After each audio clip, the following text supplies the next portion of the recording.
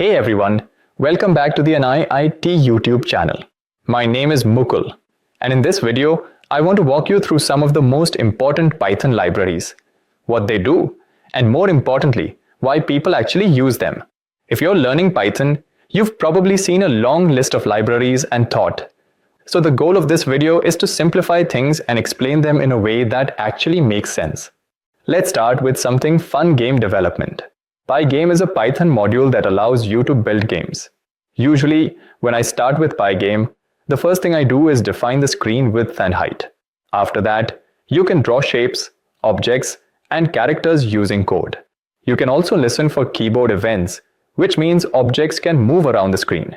In simple terms, Pygame gives you a complete game loop: graphics, sound, animations, and collision detection.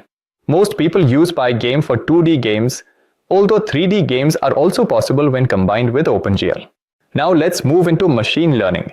TensorFlow is a Python library used for machine learning and deep learning. The name comes from tensors, which are basically multi-dimensional data structures.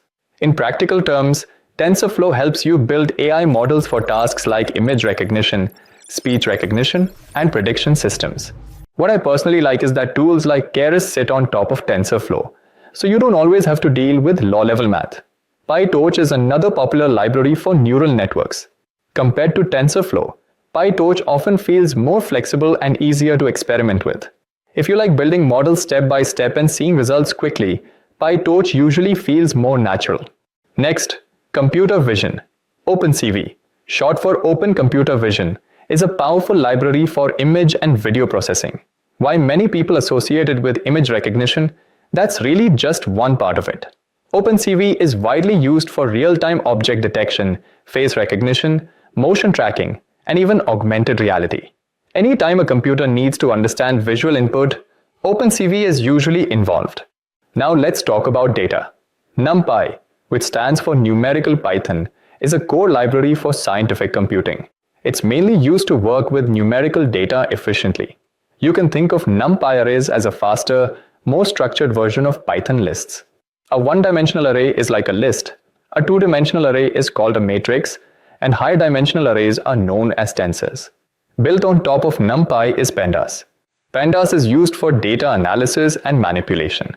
It introduces something called a DataFrame, which is essentially a table with rows and columns. Whenever I'm working with CSV files, spreadsheets, or structured datasets, Pandas is almost always involved. Now let's move into web scraping. BeautifulSoup is a Python library used to extract information from websites. It allows you to pull specific HTML elements like text, links, or sections of a page. Selenium is used when websites are more dynamic.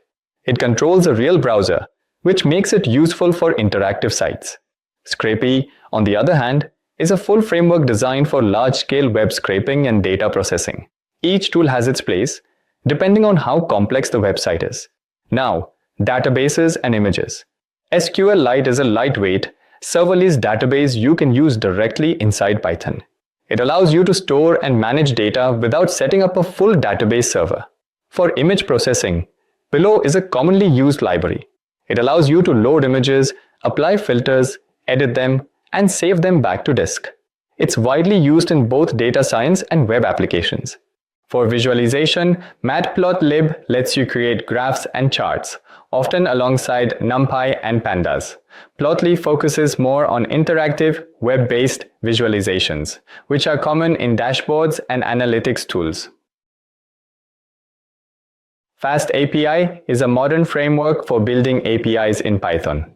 In simple terms, APIs allow different systems to communicate with each other.